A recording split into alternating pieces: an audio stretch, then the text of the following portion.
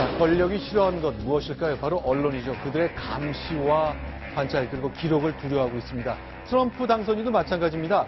백악관에서 기자들 방 빼라고 얘기했다고 합니다. 자, 트럼프와 언론과의 불화 영상으로 준비했습니다.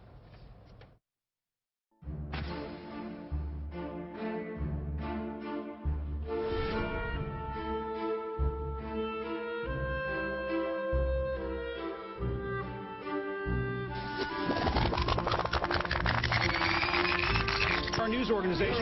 Can you give us a chance to ask a question, sir? Go ahead. Sir, can Quiet. you state, Quiet. Mr. President-elect, Go ahead. Can you state She's categorically, asking a question. Mr. Don't be rude. President-elect, can you give us a question? Don't be You're rude. attacking us. Can you give us a question? Don't be rude. Can you No, I'm give not us a going to give question? you.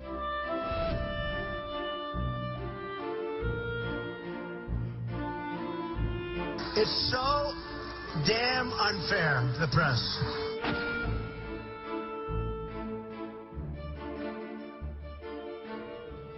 자, 정리하겠습니다. 이제 취임 이제 며칠 남지 않았거든요. 21일 취임하는 도널드 트럼프 미국 대통령.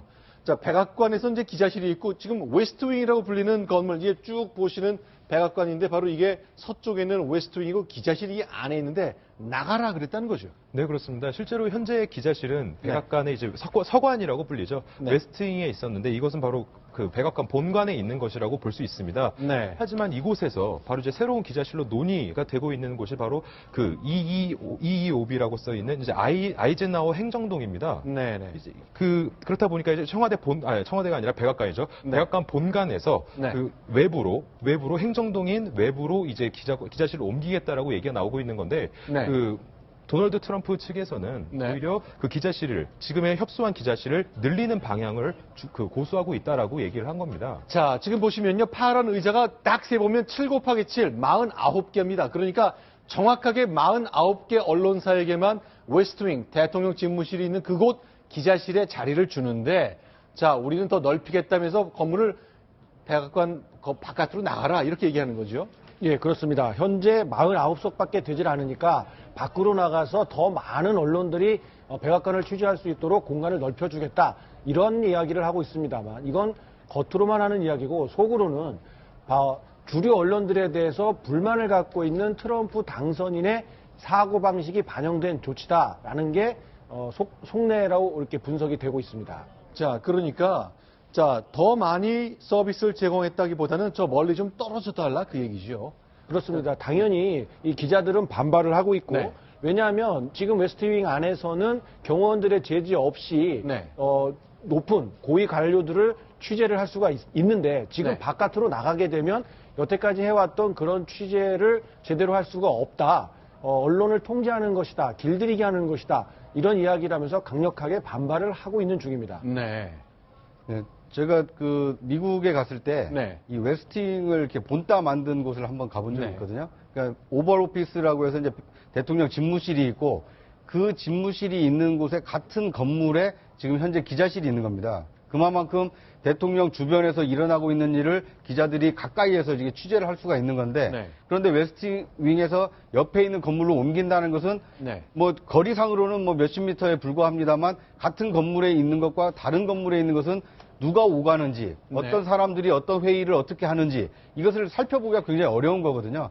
그렇게 되면 자연스럽게 언론 통제가 이루어지지 않겠나 이제 이런 것이 미국 그 언론이나 기자들이 좀 우려하고 있는 것으로 볼 수 있을 것 같습니다. 우리나라랑 비교를 해보면 좀 이해가 될까요? 자, 우리는 이제 청와대 최근에 이제 최순실 씨 게이트 때문에 이제 많은 분들이 이 구조를 보셨는데 대통령 일하는 집무실이 있고 비서들이라는 위민관이 있고 기자들이 있는 춘추관이 있는데 이 안에 있던 기자실을 이리로 빼라 그 얘기잖아요. 그렇습니다. 비유하자면 본관 집무실에 있던 기자실을 네. 이 위민관 쪽으로 빼라 이렇게 얘기를 하고 있는데요. 네. 지금 그 그림에서 보시면 알겠지만 우리나라 청와대 언론 취재 환경이 얼마나 열악한지 알 수 네. 있지 않습니까? 그 위민관에서도 밖으로 나와 있는 게 지금 춘추관 아닙니까? 그렇죠. 그러니까 우리나라 그 기자들은 청와대를 출입한다고 하지만 위민관에서 비서들이 어떻게 일하고 있는지, 네. 심지어 본관에서 대통령은 무엇을 하고 있는지, 네. 관저에서 본관으로 대통령이 출근은 하고 있는지 전혀 알 수 없는 구조로 지금 기자실이 위치해 있거든요. 아마 이제 다음 정권이 되면 본관과 관저 사이에 이 기자실을 위치를 해서 대통령이 어떤 직무를 어떻게 보고 있고 누구를 만나는지 좀 동선이라도 파악할 수 있게 하는 것이 이 소통의 이 첫걸음이 아닐까 하는 생각이 듭니다.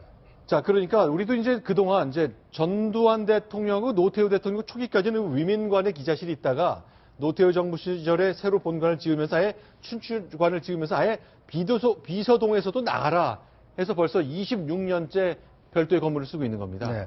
그러니까 이제 별도 건물 쓰는 것까지는 좋은데요. 네. 김대중 정부 때까지만 하더라도 이 비표를 가지고 있는 기자들의 경우에는 위민관을 좀 자유롭게 출입을 할 수가 있었습니다. 네. 그런데 노무현 대통령이 취임한 이후에 언론과의 좀 관계가 좋지 않지 않았습니까? 네. 그러다 보니까 하루에 2시간 정도만 이 위민관을 비서동을 출입할 수 있게 하면서 기자들과 좀 거리가 멀어졌고요. 네. 그것이 이제 이명박 정부, 박근혜 정부 들어오면서 거의 고착화된 상태입니다.